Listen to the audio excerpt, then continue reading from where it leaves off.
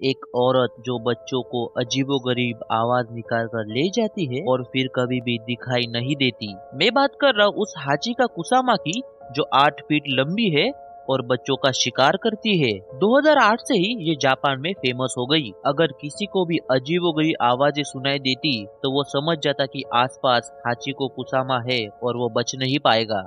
अगर ये किसी को दिखाई देती है तो उसे शहर छोड़ना पड़ता है, वरना वो 5 दिन के अंदर मारा जाएगा, वो भी मिस्टीरियस तरीके से। हाचिको कुसामा जापानीज में इसका मतलब होता है 8 फीट लंबी, और इससे ये अंदाजा लगाया जा सकता है कि इसका नाम हाचिको कुसामा क्यों रखा गया है।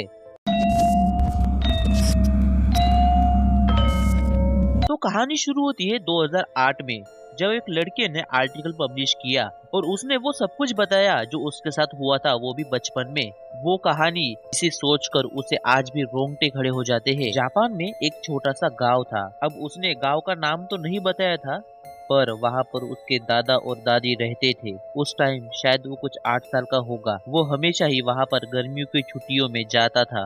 उसे क्या पता इस बार उसके साथ कुछ भयानक होने वाला है। जब वो अपने दादा के घर गया तब से ही उसे कुछ ठीक नहीं लग रहा था, पर वो ज्यादा ध्यान नहीं देता और अपने रूम में जाके आराम करता है। थोड़ी देर बाद जब वो सोकर उठता है तो वो सीधे खेलने चला जाता है अपने घर के पीछे।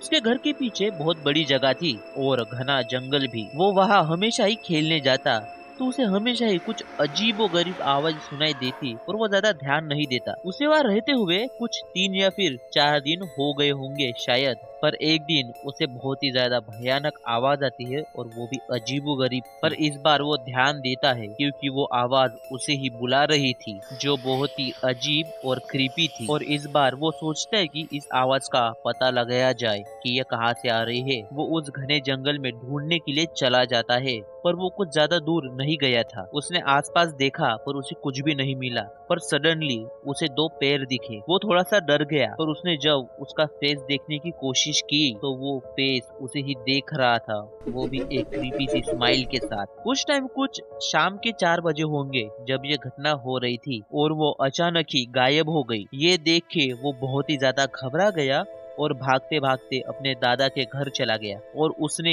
वहां जाके सब कुछ बता दिया अपने दादाजी को जो उसके साथ हुआ था। पर उसके दादाजी ये सब मजाक में ले रहे थे तब तक ही, जब तक उसने नहीं बताया कि कुछ आवाजें आ रही थी जो बहुत ही ज्यादा अजीबोगरीब थी।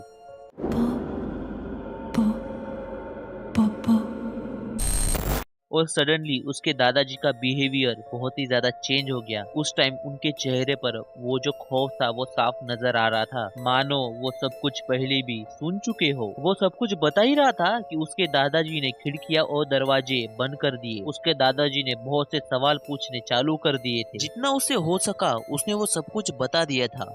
और उसी टाइम उसके दादाजी ने बहुत से रिचुअल्स करना चालू कर दिया था और वो रिचुअल्स कुछ 5 या 4 घंटे चले होंगे। और जब ये रिचुअल खत्म हुआ तो वो सीधे सोने चला गया।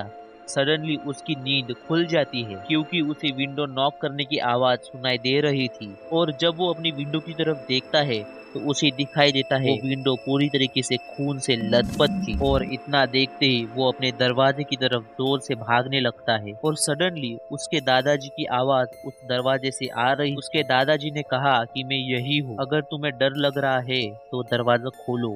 वो दरवाजा खोलने ही वाला था, पर सडनली उसके दादाजी की एक बात उसे याद आती है। उसके दादाजी ने कहा था अगर कुछ भी आवाजें आए तो उन पर ध्यान मत देना। और वो पूरे रात वहीं पर था। वो पूरी जगह बहुत ज्यादा भयानक हो गई थी। और जब वो सुबह उठता है तो उसके पेरेंट्स वहां आ चुके थे। उसके दादाजी ने बताया कि इस गांव में पहले भी ऐसा हो चुका है। कुछ साल पहले एक लड़के को ऐसी ही आवाजें सुनाई दे रही थी और कुछ दिन बाद वो गायब हो गया।